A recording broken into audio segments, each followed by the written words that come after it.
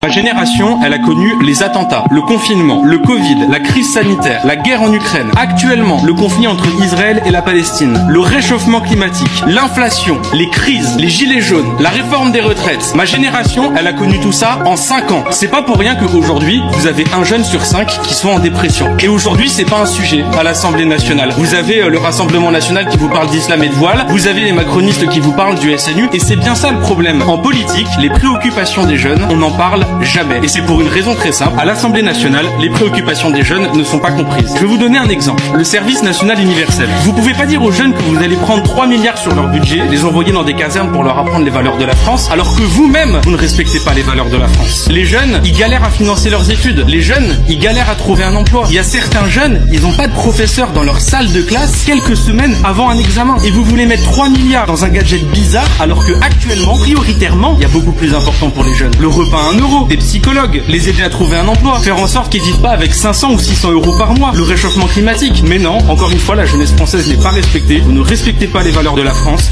vous mettez tout cet argent dans un SNU qui nous coûte cher, et vous ne comprenez pas que ce soit ressenti comme une injustice par la jeunesse.